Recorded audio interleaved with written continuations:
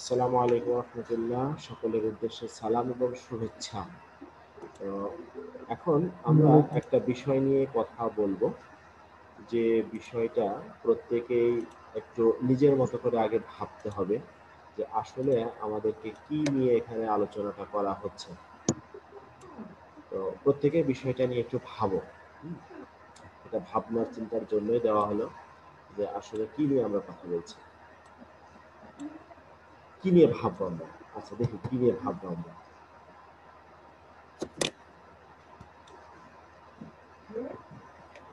Sorry, system.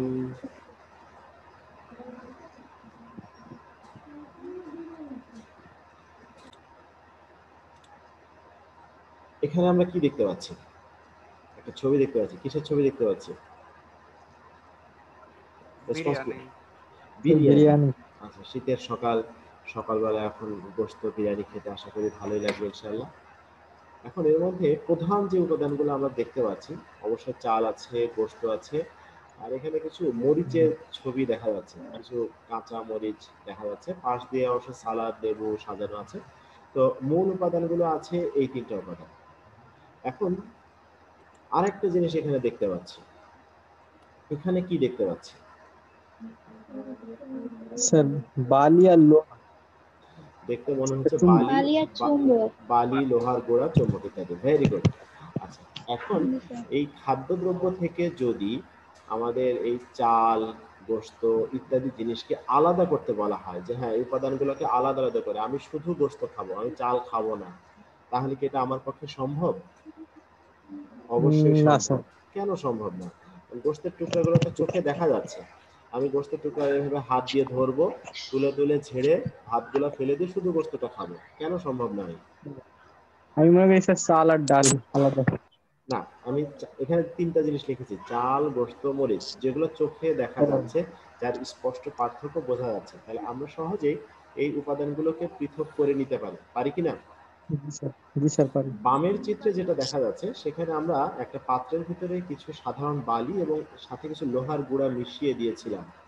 এখন সেখান থেকে আমরা লোহার গুঁড়াকে পৃথক করতে চাচ্ছি, তাহলে চিত্র দেখে আমরা স্যার, বুঝতে পারছি কিভাবে পৃথক করছি। লোহার দ্বারা আকর্ষণ, চুম্বক দ্বারা আকর্ষণ করে। চুম্বকের আকর্ষণ শক্তি দ্বারা, অর্থাৎ এক্ষেত্রে আমরা জানি যে বালি চুম্বক দ্বারা আকর্ষিত হয় না, কিন্তু লোহার গুঁড়াগুলো চুম্বক দ্বারা আকর্ষিত হয়। এই তথ্যের উপর ভিত্তি করে আমরা লোহার গুঁড়াকে বালি থেকে পৃথক করে আনতে পারছি, তাই তো? তাহলে বালি এবং লোহার গুঁড়াকে চুম্বক ধর্মের উপর ভিত্তি করে পার্থক্য করবো। তাহলে আজকের আমাদের আলোচ্য বিষয়টা কি হতে পারে? পৃথকীকরণ। পৃথকীকরণ পদ্ধতি নিয়ে কাজ করব। পৃথকীকরণের অনেক ধরনের পদ্ধতি আছে, তার মধ্যে কেলাসন একটি পদ্ধতি, যে পদ্ধতিটি নিয়ে আমরা আজকের আলোচনায় আগাচ্ছি। তাহলে কেলাসন পদ্ধতিটা কি এবং কোন ক্ষেত্রে এই পদ্ধতিটি ব্যবহৃত হয় সেটা জানবো। তার আগে পৃথকীকরণের বেসিক আইডিয়া সম্পর্কে আমাদের একটু জ্ঞান লাভ করা প্রয়োজন, যে পৃথকীকরণ বলতে কি বোঝায় এবং তার মূল ভিত্তিটা কি।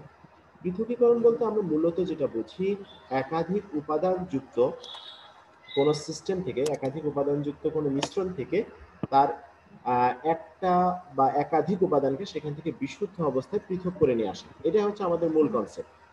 একাধিক জিনিস মিশে আছে, যেমন এখন আমরা যদি এখানে দেখি, যে আমার হাতে এখানে দেখতে পাচ্ছি একটি কলম আছে, এখানে একটা ম্যাগনেটিক পেন আছে, তার সাথে একটি মার্কার পেন আছে, তিনটা জিনিস আছে। এখন এই তিনটা জিনিসকে আমি এক জায়গায় ধরে রাখলাম, যদি তোমাদেরকে বলা হয় যেখান থেকে পৃথক করো, তাহলে তোমরা চেহারা দেখে, স্যার এটা দেখা যাচ্ছে এটা মার্কার, মার্কার আলাদা করে রাখলাম, এটা বল পেন আলাদা করে রাখলাম, এটা একটা ম্যাগনেটিক পেন, এটাকে আলাদা করে রাখলাম, ইত্যাদি বিষয়গুলোকে আলাদা করতে পারছি। এখন কেমিস্ট্রি ল্যাবরেটরিতে বিভিন্ন রাসায়নিক দ্রব্যের মিশ্রণ থেকে কিভাবে আমরা উপাদানগুলোকে পৃথক করব। পৃথক করতে হলে প্রথমে আমাদের কাজ হচ্ছে ওই মিশ্রণের মধ্যে কি কি উপাদান আছে সেটা আমাদেরকে জানতে হবে। কি আছে সেটা যদি না জানি, তাহলে আমি টার্গেট ফিক্স করতে পারবো না যে আমি কিভাবে পৃথক করতে চাচ্ছি। দেন এই উপাদানগুলো জানার পরে সেখান থেকে আমি কোন উপাদান, একটি উপাদান কিংবা একাধিক উপাদান, কোনটাকে পৃথক করতে চাচ্ছি, আমার কাজটাকে একবার টার্গেট করতে হবে। আমি ফুটবল খেলছি, বাট আমি গোল বার চিনি না, যে আমি ফুটবলটা নিয়ে যাবো কোথায়, তাহলে কি আমি ভালো খেলোয়াড়? কখনোই না। না স্যার। তাহলে আমাকে কি উপাদানকে পৃথক করতে চাচ্ছি সেটাকে আগে ফিক্স করতে হবে। এটা ফিক্স হয়ে যাওয়ার পরে ওই উপাদানগুলোর মধ্য থেকে আমাকে একটা কমন ভৌত বৈশিষ্ট্যকে খুঁজে বের করতে হবে। যেমন খিচুড়ির মধ্যে থেকে বা বিরিয়ানির মধ্যে থেকে আমি টার্গেট করেছিলাম আমি গোশতটাকে আলাদা করব। দেন আমি জানি চাল দেখতে কেমন আর গোশত দেখতে কেমন, এটা আমি চিনি। দেন সেখান থেকে আমি গোশতটাকে দেখে আলাদা করে নিয়ে আসতে পারি। বালি এবং লোহার গুঁড়া থেকে আমি টার্গেট করেছি আমি লোহার গুঁড়াটাকে আলাদা করব। দেন লোহার গুঁড়ার একটা বৈশিষ্ট্য আমি জানি এটা চুম্বক দ্বারা আকর্ষিত হয়, কিন্তু বালি হয় না। তার মানে যে কোনো মিশ্রণ থেকে উপাদানগুলোকে যদি আমি পৃথক করতে চাই, তাহলে সেই উপাদানগুলোর একটি সাধারণ ভৌত বৈশিষ্ট্য আমাকে জানতে হবে, যেই বৈশিষ্ট্যের সাপেক্ষে উপাদানগুলো একে অপরের থেকে ভিন্ন আচরণ করবে, তাদের মধ্যে একটা পার্থক্য দেখা যাবে। 3 নাম্বার কাজ হচ্ছে এই ভৌত বৈশিষ্ট্যের উপর ভিত্তি করে ল্যাবরেটরিতে আমি কাজ করতে পারি এরকম একটা এক্সপেরিমেন্ট আমাকে ডিজাইন করতে হবে। দেন সেই ডিজাইন অনুযায়ী আমরা এক্সপেরিমেন্ট করব এবং উপাদানগুলোকে পৃথক করব। এই তিনটা হচ্ছে আমাদের প্রধান কাজ। এখন উদাহরণস্বরূপ দেওয়া হচ্ছে, যেমন ভৌত বৈশিষ্ট্য আমরা কি কি নিয়ে কথা বলতে পারি? বস্তুর আকার, আকৃতি, চৌম্বক ধর্ম, দ্রাব্যতা, স্ফুটনাঙ্ক ইত্যাদি ভৌত ধর্মগুলোকে আমরা চুজ করতে পারি আমাদের এক্সপেরিমেন্টের স্বার্থে, যেভাবে আমরা পছন্দ করি। তাহলে এখন আমরা একটা বিষয় নিয়ে চিন্তা করব, সেই চিন্তাটা তোমাদের করার দায়িত্ব দিলাম। আমাদের হাতে একটা মিশ্রণ আছে, যে মিশ্রণের মধ্যে সোডিয়াম ক্লোরাইড আছে এবং ক্যালসিয়াম ক্লোরাইড আছে। ভালো করে খেয়াল করো, প্রয়োজনে তোমরা খাতা কলমে লিখতে থাকো। আমাদের হাতে দুটি জিনিস আছে, সোডিয়াম ক্লোরাইড এবং ক্যালসিয়াম ক্লোরাইড একসাথে মেশানো আছে। এখন এই সোডিয়াম ক্লোরাইড এবং ক্যালসিয়াম ক্লোরাইডের একটা বৈশিষ্ট্য হচ্ছে এরা উভয়ই কক্ষ তাপমাত্রায় কঠিন পদার্থ এবং এরা উভয়েই পানিতে দ্রবণীয় এবং উচ্চ মাত্রায় দ্রবণীয়। খেয়াল করতে হবে এই অবস্থায় আমরা তাদেরকে কিভাবে পৃথক করব। আচ্ছা, একটু ওখান থেকে ফিরে যায়, পেছনে ফিরে যায়। আমরা একটু আগে বালির সাথে চুম্বকের গোড়া থেকে পৃথক করেছি। আচ্ছা, বালির সাথে যদি লবণ মেশানো থাকে, বালির সাথে খাওয়ার লবণ, সেখান থেকে আমরা বালি আলাদা করতে চাই, তাহলে কিভাবে করা যাবে? তার পানিতে দ্রবীভূত করতে হবে। দ্রবীভূত করলে কি হবে? পানিতে মানে স্যার বালিটা লবণ অর্ধকেপিত হবে আর হলো লবণটা দ্রবীভূত মিশ্রণে হয়েছে। স্যার লবণটা মিশে যাবে, লবণটা, পরে পানিটাকে রাইট, লবণটা পানিতে দ্রবীভূত হবে আর বালিটা দ্রবীভূত হবে না, পরে বালিটাকে ছেঁকে নিলে অর্ধকেপিত আলাদা হবে, হয়ে যাবে, তাই না? নিচে তলানি পড়বে। হ্যাঁ হ্যাঁ, তারপর ওটা জি ছেঁকে নিব, স্যার। আমরা ছাঁকর কাগজ দিয়ে ছেঁকে দিব। কিন্তু এখানে আমি দেখো দুটো জিনিস দিয়েছি, সোডিয়াম ক্লোরাইড এবং ক্যালসিয়াম ক্লোরাইড উভয়ই কিন্তু দ্রবণীয়। তাহলে এদের থেকে কিভাবে আমরা পৃথক করব? দ্যাট ইজ মাই তড়িৎ কোশ্চেন। বিশ্লেষণ করলে, তড়িৎ বিশ্লেষণ করলে আচ্ছা, তড়িৎ বিশ্লেষণ। সোডিয়াম ক্লোরাইড এবং ক্যালসিয়াম ক্লোরাইড দুটাই তড়িৎ বিশ্লেষ্য। এখানে স্যার সোডিয়াম এদের ক্লোরাইড এবং মধ্যে পার্থক্য আছে তো স্যার, সক্রিয়তার পার্থক্য। এখানে সোডিয়াম আর ক্লোরিন ভেঙে যাবে, তো ভেঙে গেলে তো আর সোডিয়াম ক্লোরাইডকে আলাদা করা গেল না। আমার টার্গেট হচ্ছে আমি সোডিয়াম ক্লোরাইড ক্রিস্টালটাকে আলাদা করতে ও চাই। জি স্যার, তাহলে তো ঠিক ক্লোরাইড আছে, তো উড়ে গেল। আচ্ছা। জি স্যার। আরেকটা বৈশিষ্ট্য একটু খেয়াল করে দেখো, যদিও এরা উভয় পানিতে দ্রবণীয় কিন্তু এদের দ্রাব্যতার মান ভিন্ন। আমরা আগে কয়েকটা ক্লাস আগে কয়েকটা মানে গত সপ্তাহের লেকচারের মধ্যে আমরা দেখেছিলাম যে দ্রাব্যতা বলে একটা শব্দ আছে। এখন সোডিয়াম ক্লোরাইড এবং ক্যালসিয়াম ক্লোরাইডের দ্রাব্যতার মান ভিন্ন। সোডিয়াম ক্লোরাইডের দ্রাব্যতা বেশি, ক্যালসিয়াম ক্লোরাইডের দ্রাব্যতা কম। এইটা একটা গুরুত্বপূর্ণ ইস্যু আমাদের কাছে হতে পারে, তাহলে এটা নোট রাখো। তো তাদের দ্রাব্যতার মানের পার্থক্যের উপর ভিত্তি করেও আমরা কাজ করতে পারি। তাহলে এখানে আমরা বললাম কি, সলিবিলিটি অফ সোডিয়াম ক্লোরাইড, এটা হচ্ছে সলিবিলিটি অফ ক্যালসিয়াম ক্লোরাইডের চেয়ে বেশি। তাহলে এটা একটা গুরুত্বপূর্ণ তথ্য।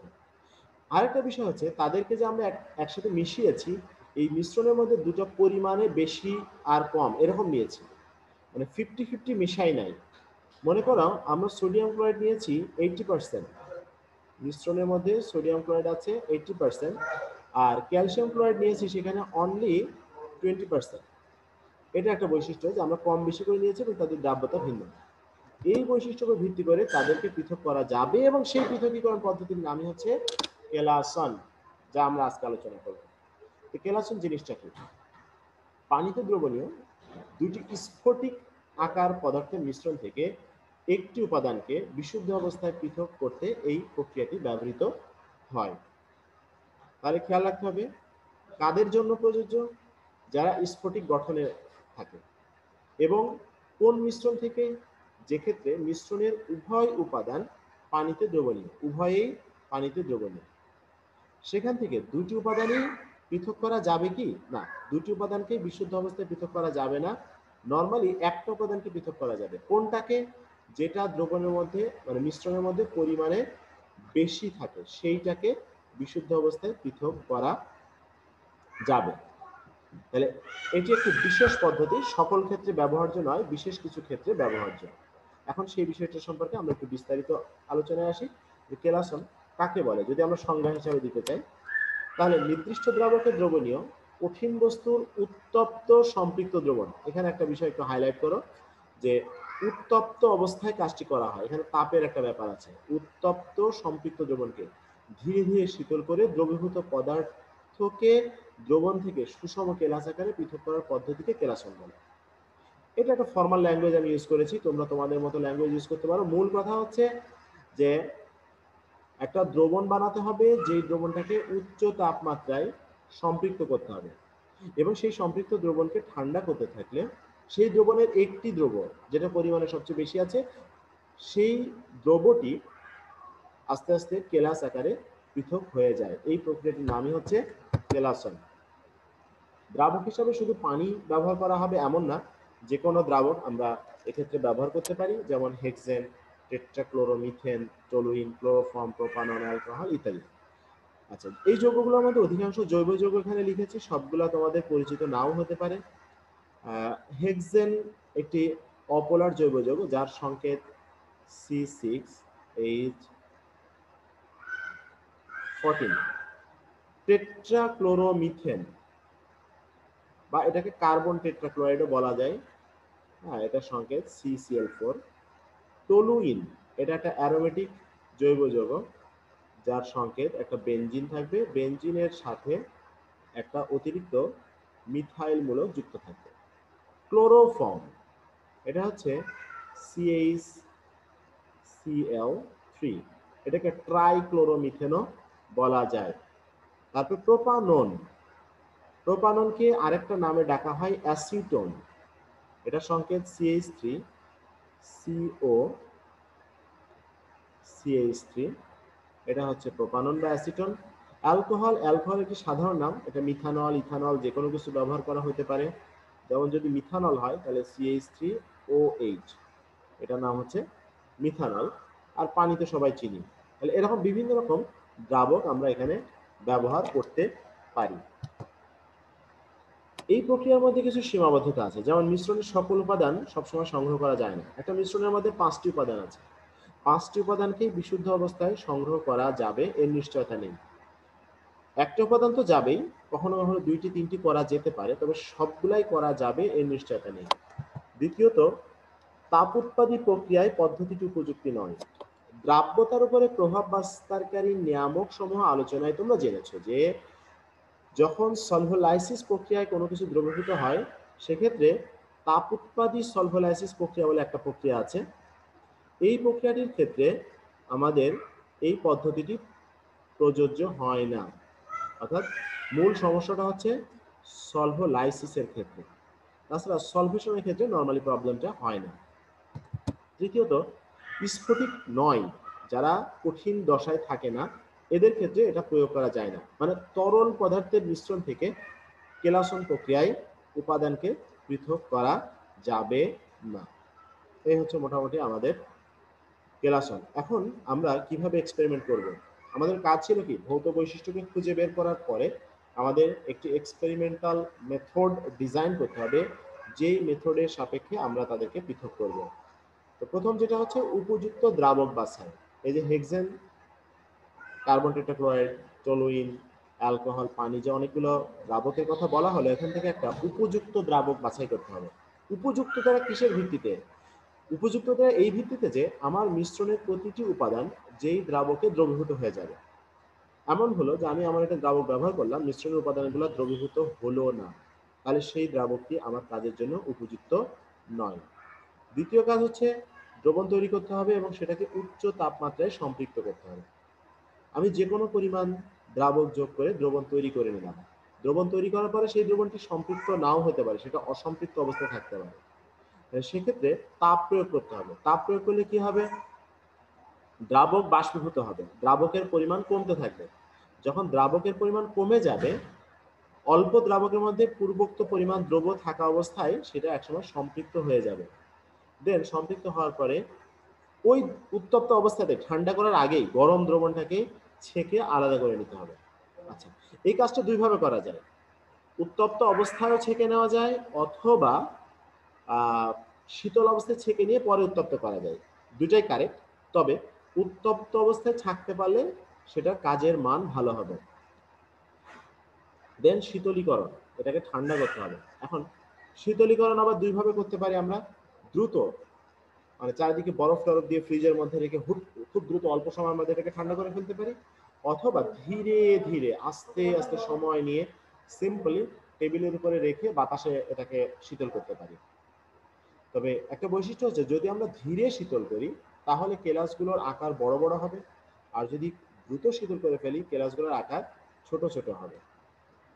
দেন কেলাসটাকে ধৌত করতে হবে উপযুক্ত কোনো দ্রাবক দ্বারা। এরপরে কাজ হচ্ছে এটাকে শুষ্ক করতে হবে। শুষ্ক করার জন্য আমরা শুষ্ককারী কাগজ, যেটা দ্রাবককে বা তরলকে শুষে নিতে পারে, যেটাকে বলা হয় ব্লটিং পেপার, সেটা ব্যবহার করতে পারি, অথবা ওভেনে দিয়ে আমরা সেটা ব্যবহার করতে পারি, অথবা ডেসিকেটর ব্যবহার করতে পারি। আচ্ছা, ডেসিকেটর জিনিসটা কি, এটার সাথে আমাদের পরিচয় নেই, এটা একটা নতুন শব্দ। ডেসিকেটর ল্যাবরেটরিতে রাখা একটা শুষ্ককারী পাত্র। এটা মোটা কাঁচের তৈরি, খুব হেভি গ্লাস ইউজ করা হয় এখানে তৈরি একটা পাত্র, যার উপরে ঢাকনাটা আসলে একটা স্পেশাল। ঢাকনাটার মধ্যে বিশেষত্ব, ঢাকনাটা কাঁচের তৈরি, ঢাকনাটা যেখানে যুক্ত হবে মূল পাত্রের সাথে, এই স্থানটা একদম সম্পূর্ণ এয়ার টাইট হয়ে যায়, বায়ু রোধী হয়ে যায়, কোনো রকম বাতাস প্রবেশ করতে পারবে না। উপরের দিকে একটা নজল দিয়ে একটা পাইপের মতো এমনভাবে সেট আপ করা থাকে, যেটা সহজেই পাম্প করে ভেতরের বাতাসকে টেনে বের করে দেওয়া যায়। তার মানে এটি একটি পাম্প, যে পাম্পের সাহায্যে ভেতরটাকে বায়ুশূন্য করা হয়। নিচে এখানে একটা গোলাকার চাকতির মতো থাকে, যেটা ছিদ্রযুক্ত। এই ছিদ্রের নিচে অনেকগুলা দানাদার সিলিকন ডাইঅক্সাইড বা অ্যালুমিনিয়াম ক্লোরাইডের মিশ্রণ দেওয়া থাকে। সিলিকন ডাইঅক্সাইড এবং অ্যালুমিনিয়াম ক্লোরাইড দেওয়া থাকে।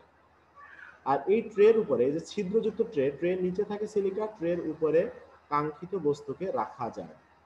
এখন এই পাত্রটির নামই হচ্ছে ডেসিকেটর। কাজ কি?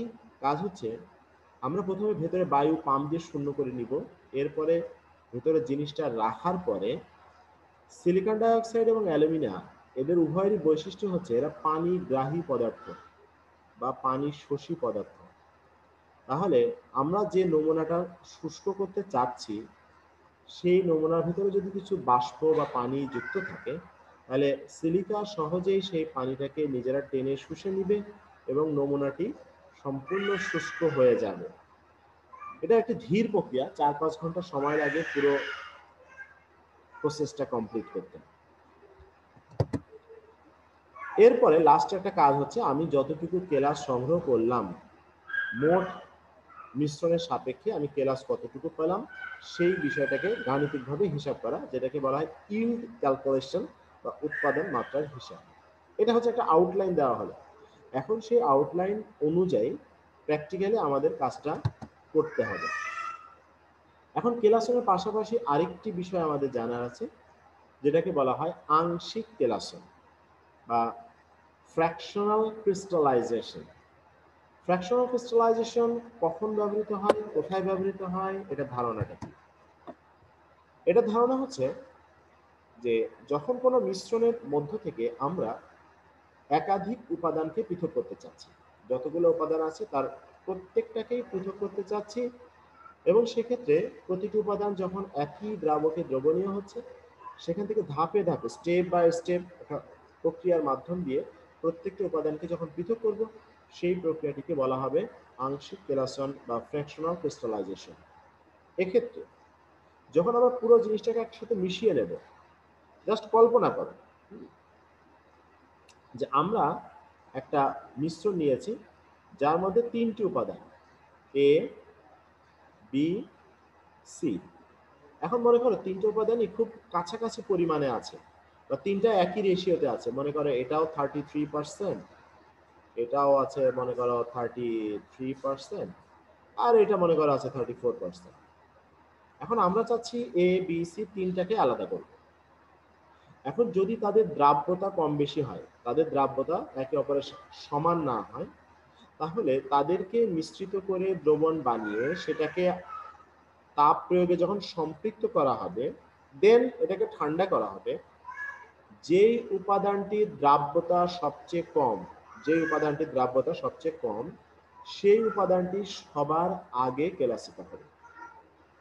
দেন অবশিষ্ট কেলাসটুকুকে ছাঁকন প্রক্রিয়ার মাধ্যমে পৃথক করে নেওয়ার পরে যে অবশিষ্ট দ্রবণটি থেকে যাবে, সেই দ্রবণের মধ্যে যে বাকি দুটো উপাদান থাকবে, এখন দ্রবণটি হয়তো আর সম্পৃক্ত অবস্থায় নেই, কারণ একটা উপাদানকে আমি আলাদা করে ফেলেছি। তাহলে এই দ্রবণটিকে পুনরায় তাপ দিতে হবে। তাপ দিয়ে এটাকে পুনরায় সম্পৃক্ত করে নিয়ে দেন ধাপে ধাপে পরবর্তী উপাদানগুলোকে ওই একই কাজ বারবার রিপিট করে সেটাকে আলাদা করা হবে। এই কাজটির নামই হচ্ছে আংশিক কেলাসন। পরবর্তীতে প্রত্যেকটা কেলাসকে, যে এ বি সি তিনটা যে আলাদা করে পেয়েছি আমরা, সেটাকে আবার উপযুক্ত দ্রাবক দ্বারা ধৌত করে সেটাকে সম্পূর্ণ বিশোধন করা হবে। এই হচ্ছে মোটামুটি আংশিক কেলাসনের আইডিয়া।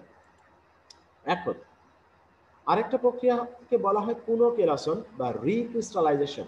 আসলে রিক্রিস্টালাইজেশন কিছুই না, ক্রিস্টালাইজেশনের কাজটাকেই কয়েকবার রিপিট করলে সেটাকে বলা হয় রিক্রিস্টালাইজেশন বা পুনঃকেলাসন। তো এই সম্পর্কে তেমন কিছু বলবো না, শুধু পুনঃকেলাসনের এই ধারণাটা, দেন কেলাসন সম্পর্কে পরিশিষ্ট কিছু কথা আমি এখন বলবো। যেমন একটা কথা জানা থাকা দরকার, যদি আমি যেই কেলাসটাকে পৃথক করতে চাচ্ছি, আমার যেটা টার্গেট, সেই টার্গেট যৌগটা যদি হয় বর্ণহীন, যেমন সোডিয়াম ক্লোরাইড, এটা বর্ণহীন যৌগ, এর সাথে বর্ণযুক্ত কিছু পদার্থ মিশে গেছে। মনে করো সোডিয়াম ক্লোরাইডের সাথে ফেরিক ক্লোরাইড মিশে গেছে, ফেরিক ক্লোরাইডের কালার হচ্ছে বাদামি। তাহলে কেলাসন প্রক্রিয়ায় পৃথক করার পরেও দেখা যাবে কিছু ফেরিক আয়ন সোডিয়াম ক্লোরাইডের সাথে মিশে আছে, যার কারণে কেলাসটি সম্পূর্ণ স্বচ্ছ বা সাদা দেখাচ্ছে না, বরং কিছু বাদামি ভাব রয়ে গেছে। এই বাদামি ভাব দূর করার জন্য সক্রিয় কার্বন বা অ্যাক্টিভেটেড চারকোল ব্যবহার করা হয়। অ্যাক্টিভেটেড চারকোল বা সক্রিয় কার্বনের বৈশিষ্ট্য হচ্ছে এরা খুব সহজেই বর্ণযুক্ত যৌগকে শোষণ করতে পারে। বর্ণযুক্ত যৌগ শোষণ করে নিলে তখন সিস্টেমটি বর্ণহীন হয়ে যায়। এই প্রক্রিয়াটির জন্যই আমরা সক্রিয় কার্বন ব্যবহার করি। দেন আরেকটি বিষয় হচ্ছে, আমরা যে কেলাস পাবো, কেলাস পাওয়ার পর এটাকে ছাঁকন প্রক্রিয়ায় পৃথক করব। সাধারণ ছাঁকন প্রক্রিয়া দ্বারা অনেক সময় এটাকে পৃথক করা যায় না। সেক্ষেত্রে বুকনার ফানেল নামক একটা বিশেষ যন্ত্র আছে, যেটা চাপ হ্রাসের মাধ্যমে জোর করে দ্রবণ থেকে দ্রাবকে টেনে নেয়। এই বুকনার ফানেল ব্যবহারের মাধ্যমে আমরা ছাঁকন কাজটি সম্পন্ন করতে পারি। তবে সব সময় এটি প্রয়োজন হয় না, বিশেষ বিশেষ কিছু ক্ষেত্রে ব্যবহার হয়। এখন আমরা যে সক্রিয় কার্বনটা আরেকবার বলুন। সক্রিয় কার্বন, আচ্ছা, তোমরা একটা বিষয় নিশ্চয় জানো যে কার্বন যে একটা মৌল, এর একটা বহুরূপতা আছে, এটা জানো? বহুরূপতা জি স্যার, শব্দটা, হ্যাঁ, জি বহুরূপতার স্যার, ব্যাপারটা কি বলো তো? হ্যাঁ, গ্রাফাইট একটি রূপভেদ, গ্রাফাইটে তারপর ডায়মন্ড একটি রূপভেদ, ডায়মন্ড একটি রূপভেদ। জি স্যার। ভূষা কালি একটা রূপভেদ, হ্যাঁ জি তারপরে স্যার। চারকোল একটা রূপভেদ। চারকোলের নাম শুনেছো? না স্যার, এটা জানি না। আচ্ছা, এইটাই আসলে সক্রিয় কার্বন। ও তো এটার বৈশিষ্ট্য হচ্ছে, তুমি চারকোল, যে কোনো কালার জিনিস, একটা কালার সলিউশন তুমি তৈরি করলে, মনে করো বাসায় আমরা যখন সাদা কাপড় ধৌত করি, সাদা জি কাপড়ের স্যার। মধ্যে নীল দেই না, একটা লিকুইড বা একটা পাউডার ব্যবহার করি নীল রঙের, যেটা জি স্যার, পানিকে দ্রবীভূত করে সাদা কাপড়গুলো এটার মধ্যে ডুবিয়ে কাপড়টাকে উজ্জ্বল বানাই। জি স্যার। এখন আমরা যদি জাস্ট একটা বিকার নিব, বিকারের ভিতরে কিছু পানি নিব আর কিছু নীল নিব, নিয়ে এটাকে দ্রবীভূত করব। তাহলে এটা একটা সলিউশন। সলিউশনটা দেখতে কেমন হবে? নীল কালার। এখন এই সলিউশনের মধ্যে আমি যদি কিছু চারকোল দিয়ে দিই, জি স্যার। কার্বন, তো জি স্যার। আউটপুটটা দেখা যাবে, কিছুক্ষণ রেখে দিতে হবে, নাড়াচাড়া করতে হবে, ফাইনালি আমি পাবো একটি বর্ণহীন দ্রবণ। নীল দ্রবণটা হয়ে যাবে বর্ণহীন। বর্ণহীন। এই নীল রং সৃষ্টিকারী যে যৌগগুলো, এই যৌগগুলো এই কার্বনের পৃষ্ঠতলে শোষিত হয়ে গেছে, কার্বন ওটাকে শোষণ করে খেয়ে ফেলেছে। তো জি স্যার। কার্বনের এই বৈশিষ্ট্যটা থাকার কারণে যে আমি একটা কেলাসকে বিশুদ্ধ আকারে সংগ্রহ করতে চাচ্ছি, কিন্তু তার মধ্যে কিছু অপদ্রব্য বা ময়লা মিশে আছে, এবং যে ময়লাগুলো হচ্ছে রঙিন, তাহলে সেই রংটা তো আমাকে জি স্যার। দূর করতে হবে। এই রংটাকে দূর করার জন্য সক্রিয় কার্বন ব্যবহার করা হয়। জি স্যার, বুঝছি। আচ্ছা, ভেরি গুড। এখন ফাইনালি চেক করতে হবে যে আমার সব কাজ ঠিকঠাক আছে কিনা। পরীক্ষার খাতায় লেখার পরে যেমন আমরা রিভিশন দিই, এবার সে রিভিশন। এখন আমি যে কেলাসটি তৈরি করলাম, সেই কেলাসটি সম্পূর্ণ বিশুদ্ধ কেলাস হয়েছে কিনা সেই বিষয়টিকে নিশ্চিত করার জন্য কেলাসের গলনাঙ্ক নির্ণয় করতে হবে। আমরা যে পদার্থটি ব্যবহার করলাম তার গলনাঙ্ক নির্ণয় করতে হবে। গলনাঙ্ক আসলে কিছুই না, একটা তাপমাত্রা, যে তাপমাত্রায় কঠিন তরলে রূপান্তর হয়। কিন্তু এটা অনেক গুরুত্বপূর্ণ একটি বিষয়। গুরুত্বপূর্ণ বিষয় এই হিসাবে যে কোনো বস্তু যদি বিশুদ্ধ হয়, তার গলনাঙ্কের একটি সুনির্দিষ্ট মান থাকবে। কোনো বিশুদ্ধ বস্তুর গলনাঙ্ক কখনোই একাধিক রকম মান হতে পারে না। পৃথিবীতে মৌল হোক যৌগ হোক, বস্তুটি যদি বিশুদ্ধ হয় তার একটা ফিক্সড গলনাঙ্কের মান থাকবে। আর যদি এটা অবিশুদ্ধ হয়, দুটো জিনিসকে একসাথে মেশানো হয়, তাহলে গলনাঙ্ক এলোমেলো হতে পারে। মনে করো এ একটা বস্তু, বি একটা বস্তু, দুটো একসাথে মেশানো হলো, এর গলনাঙ্ক মনে করো 120 ডিগ্রি সেলসিয়াস, আর বি এর গলনাঙ্ক মনে করো 150 ডিগ্রি সেলসিয়াস। এখন এ এবং বি কে যদি একসাথে মিশাই এবং সেই মিশ্রণটার গলনাঙ্ক যদি আমরা বের করতে চাই, তাহলে সেটা 120ও হবে না, আবার 150ও হবে না, অন্য যে কোনো কিছু হতে পারে। 120 বা 150 এই দুটি সংখ্যা বাদে যে কোনো সংখ্যা হতে পারে। তাহলে আমি একটা বস্তুকে বিশুদ্ধ করলাম, মনে করো সোডিয়াম ক্লোরাইড।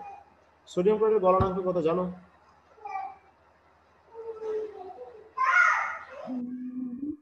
জানা নাই স্যার। 801 degree Celsius. ভালো কথা। এখন আমি যে সোডিয়াম ক্লোরাইড বিশুদ্ধভাবে তৈরি করলাম, এখন আমাকে চেক করতে হবে এটা বিশুদ্ধ সোডিয়াম ক্লোরাইড কিনা, নাকি এটা অন্য কিছু মিশে আছে। সেটা চেক করার জন্য এটা গলনাঙ্ক নির্ণয় করতে হবে। করতে যেয়ে যদি দেখি যে হ্যাঁ মিলে গেছে, তাহলে বুঝতে হবে যে আমার কেলাসটি বিশুদ্ধ আছে, আর যদি না মেলে তাহলে কেলাসটি বিশুদ্ধ নয়। এটা হচ্ছে লাস্ট কাজ।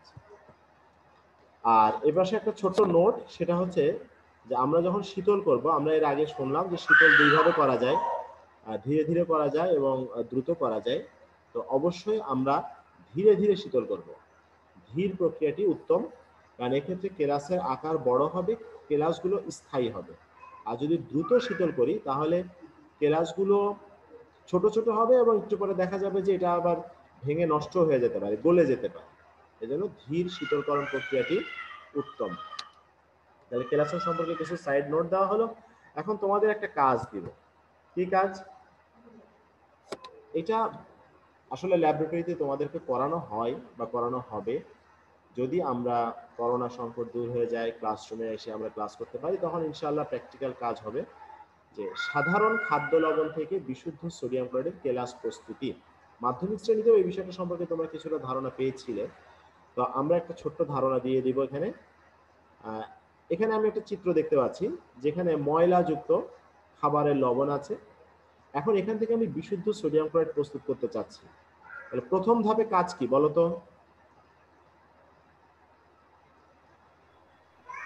স্যার পানিতে পানিতে দ্রবীভূত করা। পানিতে দ্রবীভূত করা। ঠিক আছে, উচ্চ তাপমাত্রায় পানিকে দ্রবীভূত করা। আচ্ছা, পানিতে দ্রবীভূত করলাম, সুন্দর মতো নাড়াচাড়া করলাম। দ্রবীভূত করার পরের কাজ কি? স্যার ছাঁকন। আচ্ছা, এটাকে আগে তাপ দিব। আচ্ছা, ছাঁকবো, ঠিক আছে। তুমি আগে ছেঁকে নিতে চাচ্ছ, আগে ছেঁকে নিলাম, দেন তাপ দিব। আচ্ছা, তাপ দেওয়ার পরে আমার কাজ কি? এটা সম্পৃক্ত হতে হবে, তাই না? এখন সম্পৃক্ত জি স্যার। হয়েছে কিনা সেটা যাচাই করার একটা বুদ্ধি আছে। সেটা হচ্ছে এই যে দ্রবণটা আমি পাচ্ছি, দেখো এই দ্রবণের থেকে যে বাষ্পগুলো উড়ে যাচ্ছে, একটা কাঁচ দণ্ড নিয়ে এর উপরে ধরা হয়, কাঁচ দণ্ডকে এর ভিতরে ধরা হয়, দিয়ে ওর সাথে সাথে উপরে তুলে বাতাসে তুলে এটাকে ঠান্ডা করা হয়। যদি আমরা খালি চোখে দেখতে পাই যে কাঁচ দণ্ডের মাথায় এখানে কিছু লবণ জমা হচ্ছে, তাহলে বুঝতে হবে যে দ্রবণটি সম্পৃক্ত হয়েছে। আর যদি না হয় তাহলে আরো কিছুক্ষণ তাপ প্রয়োগ কন্টিনিউ করতে হবে। এভাবে একটি সম্পৃক্ত দ্রবণ প্রস্তুত করতে হবে। সম্পৃক্ত দ্রবণ হয়ে গেল, এরপরের কাজ কি?